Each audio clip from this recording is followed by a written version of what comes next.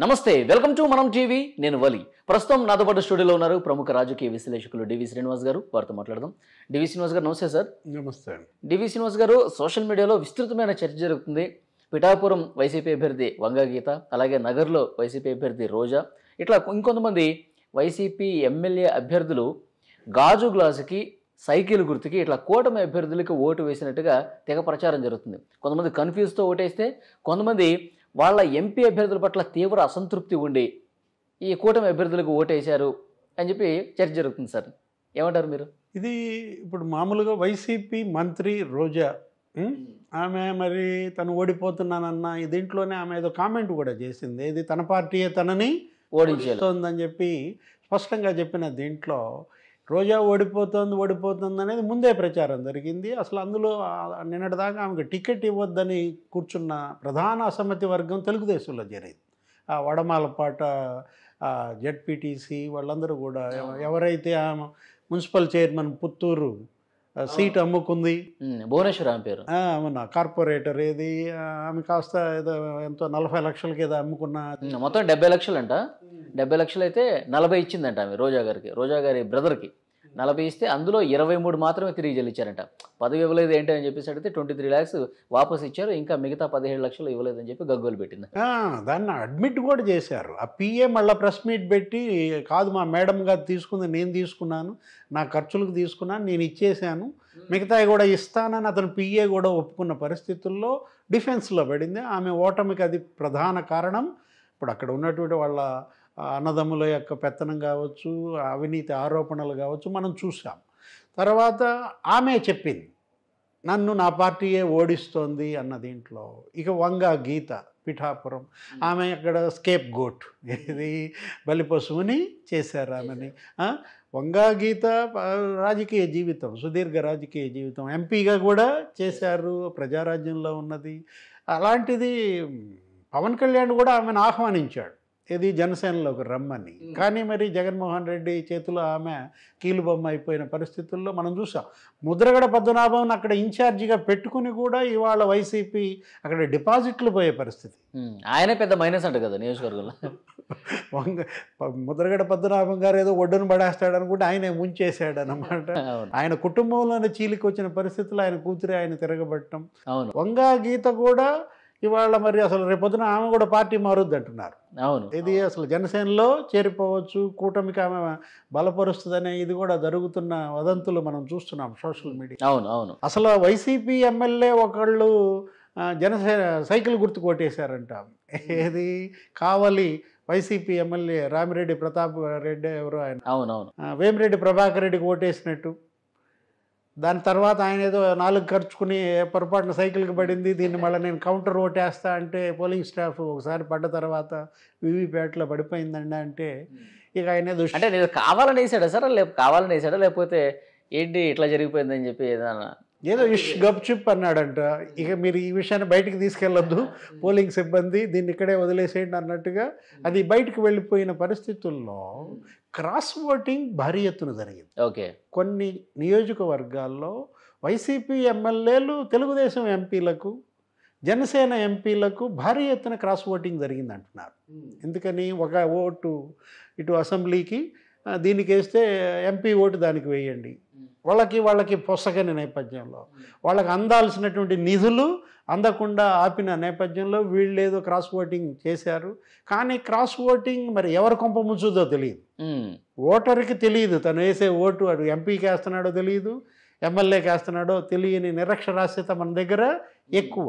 Voter illiterate voter ఏమో జరుగుతుంది, మొదటి దాని దగ్గరికి వెళ్తాడు, అక్కడ సైకిల్ కనపడింది అనుకో దానికి నొక్కేస్తారు, గాజు గ్లాస్ కనపడింది అనుకో దానికి నొక్కేస్తారు. ఇట్లా అనేక రకాల జిమ్మిక్స్ జరిగాయి. ఓకే, చాలా మంది ఇండిపెండెంట్లు మాకు గాజు గ్లాస్ కావాలని అడిగింది కూడా అదే. దానిపైన కోర్టులో ఒక యుద్ధమే జరిగింది. అవును అవును, ఏంటి, కనీసం జనసేన కంటెస్ట్ చేసే చోటన్నా గాజు గ్లాస్ ఇవ్వబాకండి అని అంతవరకు ఏదో మినహాయింపు తెచ్చుకున్న దీంట్లో జనసేన అభ్యర్థులు లేని చోట ఓకే గాజు గ్లాసు మరి ఎన్ని ఓట్లు వస్తాయో చూడాలి. అది ఎవరి ఓట్లని గండి కొడుతుందో మనకు తెలుసు. ఇప్పుడు ఒక వైపేమో స్వీప్ ఉంది, పెద్ద వేవ్ కొట్టింది. ఏంటి, ఈ హుద్దు వేవ్, నీకు తెలుసు 250 కిలోమీటర్లతో ఈదురుగాలు అసలు నీకు అసలు విశాఖపట్నం అతలాకుతలం చేసింది. అవును. అసలు మొత్తం చెట్లు ఇరిగిపడ్డాయి. దాన్ని మించిన వేవ్ తిత్లీలో చూసాం. 40,000 కొబ్బరి చెట్లు ఇరిగిపడ్డాయి అన్నమాట. 40,000 కరెంటు స్తంభాలు నెలగూలాయి. ఆ వేవ్ కన్నా ఎక్కువ వేవ్ కొట్టింది కూటమి వేవా. ఏది మొన్న మే 13 వచ్చినటువంటి తుఫాన్ మామూలు తుఫాన్ కాదు, అది హరికేన్ అన్నారు. ఎట్లా లాస్ట్ పర్సంటేజ్ కన్నా నీకు పెరిగిపోయాయి. 2014 కన్నా 3.5 రెట్లు 3.5% ఎక్కువ వచ్చింది. 2019 కన్నా 2% ఎక్కువ వచ్చింది. అంటే ఆ వేవ్ కన్నా ఈ వేవ్ 2% ఎక్కువ, 3.5% ఎక్కువ. కాబట్టి మరి నెలకూలాయి. ఏది వటవృక్షాలు చాలా నెలకూలిన పరిస్థితుల్లో జగన్మోహన్ రెడ్డి క్యాబినెట్లో ఎంతమంది భద్రం? ఏది మంత్రులందరూ ఇవాళ ఎదురెత్తున్నారు. చాలామంది కొంతమంది వెళ్ళిపోయారు. కొడాలని కూడా డౌట్ అంటున్నారు సార్. అప్పుడు బెట్టింగ్ లాంటి మీద విపరీతంగా జరుగుతున్నాయి. ఏది ఇవాళ కొడాలి నాని ఓడిపోతాడని గుడివాడలో బెట్టింగ్ల మీద బెట్టింగ్లు వల్లభనేని. మీ అబ్జర్వేషన్ ఏంటి సార్? వెనుగండ్ల రాము గట్టెక్కుతున్నారు ఈసారి. అంటే వేవ్ ఉంటే ఇంకా నీకు ఇక ఎవరు ఆగరు కదా. మనం ఇందాక అదే అనుకుందాం, హుద్హుద్ వేవ్ని మించిన వేవ్ కొట్టిందన్న దీంట్లో వటవృక్షాలే నేల గూలితే నీకు గుడివాడ నాని అంత, వంశీ అంత గన్నవరంలో. అందుకే ఇక్కడ ఏంటి, వాళ్ళు ఓడిపోతారనే బెట్టింగ్లు.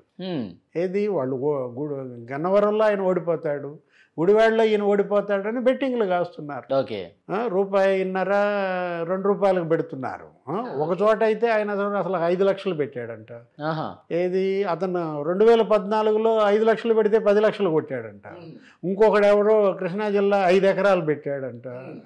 ఇట్లా ఇవాళ బెట్టింగ్లు కూడా ఎలా జరుగుతున్నాయి. పిఠాపురంలో పవన్ కళ్యాణ్ మెజారిటీల మీద బెట్టింగ్లు, గెలుపోవడంలో లేవు, డైరెక్ట్ మెజారిటీ పిఠాపురంలో. మంగళగిరిలో లోకేష్ మెజారిటీల మీద బెట్టింగ్లు, కడపలో షర్మిలకి ఎంత వస్తాయి ఓట్లు అనే దానిపైన బెట్టింగ్లు, కుప్పం మీద బెట్టింగ్లు లేవు. ఏది మాజీ ముఖ్యమంత్రి చంద్రబాబు గెలవడు అనే డౌట్ లేదనుకుంటా. ఇక అందుకని ఆయన మీద బెట్టింగ్లు ఏమి చేసిన దీంట్లో జగన్మోహన్ రెడ్డి పార్టీ వైసీపీ 74 సీట్లు దాటుతాయని బెట్టింగ్. అంటే బెట్టింగ్లలోనే పరపతి కోల్పోయిన దీంట్లో అధికారంలోకి వస్తాడు, స్వీప్ చేస్తాడు అనే బెట్టింగ్లు సాగకుండా ఆయన 74 దాటుతాయంటే ఇక ఓటమి అంచుల్లో ఇవాళ మరి జగన్మోహన్ రెడ్డి ప్రభుత్వం, వైసీపీ ఉన్న దీంట్లో ఈ వచ్చిన వేవ్ ఈ చెట్లన్నిటినీ కూల్చేస్తుంది. సార్ మంత్రులందరూ ఇక ఆల్మోస్ట్ అవుట్ అయిపోయినట్టున్నారు. ఇక రోజా, విడుదల రజని, బొత్స ఏంటి సార్ పరిస్థితి? మంత్రి బొత్స సత్యనారాయణ ధీమాగా ఉన్నారు. అక్కడ శ్రీకాకుళం డిఫరెంట్గా ఉన్నట్టుంది. ఈ మధ్య మనం సర్వేలు కూడా కొన్ని చూసాం. విజయనగరం, శ్రీకాకుళంలో కొంతమేరకి వైసీపీ పైచేయిగా అంటోంది, చెరు సగం అవుతున్నారు. ఉత్తరాంధ్ర తెలుగుదేశం ఖర్చుకోట. అలాంటిది మరి కొన్ని అభ్యర్థిత్వాల్లో కొన్ని మార్పులు చేర్పుల వల్ల ఏదో మొత్తానికి అక్కడ మాత్రం ఈ వేవుని కొంత తట్టుకుని నిలబడినట్టుగా కనపడుతోంది వైసీపీ. రాయలసీమలో కూడా మరి పాత వేవ్ లేదు వైసీపీకి. 52లో 49 సీట్లు వచ్చిన దీంట్లో ఇప్పుడు ఏదో 30 సీట్లు వస్తే గొప్ప అంటున్నారు.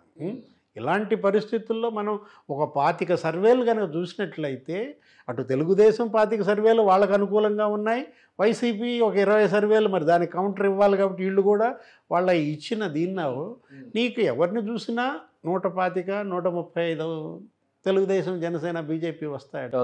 జనసేన ఆయన కోరుకున్నట్టుగా పవన్ కళ్యాణ్ 98% స్ట్రైక్ రేట్ ఉండేటట్టుగా ఉంది. ఏది 2 ఎంపీ సీట్లు గెలుస్తారని, ఈ అసెంబ్లీలో కూడా 21 సీట్లకు 15-16 గెలుస్తారన్న దాంట్లో 98% స్ట్రైక్ రేట్ అతను రీచ్ అవుతున్నట్టుగా కనపడుతోంది. మొన్న ప్రశాంత్ కిషోర్ కూడా ఒక ఇంటర్వ్యూలో, ఛానల్కి ఇచ్చిన ఇంటర్వ్యూలో 50 నుంచి 55 స్థానాలకే పరిమితం అవుతుంది వైసీపీ అని చెప్పారు ఆయన. ఆయన ఇచ్చిన ఇంటర్వ్యూ ఇప్పుడు గుర్తు చేసావు కాబట్టి ఆయన అసలు బొత్స సత్యనారాయణ తెలుగుదేశంలో చేరిపోతాడన్నాడు. మొన్న బహిరంగ సభలో నా తండ్రి లాంటి వాడు అని చెప్పేసి అన్నాడుగా జగన్మోహన్ రెడ్డి. ఇప్పుడు ఏంటంటే ఎవరు గెలిచినా ఎవరు ఓడిన పార్టీలో ఎమ్మెల్యేలు ఉండే పరిస్థితి లేదు.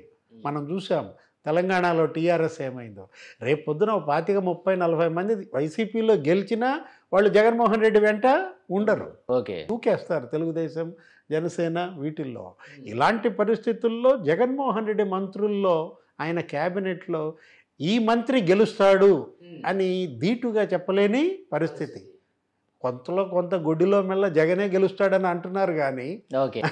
ముఖ్యమంత్రి గట్టెక్కుతాడనేదే నడుస్తుంది తప్ప ఈ మంత్రి ఖాయంగా గెలుస్తాడని ఎవరికి చెప్పలేను. షూరిటీ ఇవ్వలేని పరిస్థితుల్లో వాళ్ళే ఇవాళ క్రాస్ ఓటింగ్కి ప్రేరేపించటం, వాళ్ళే గాజు గ్లాసు గుర్తుకు వేయడం, వాళ్ళే సైకిల్ గుర్తుకు వేయటం, తర్వాత గప్చిప్ అంటాం.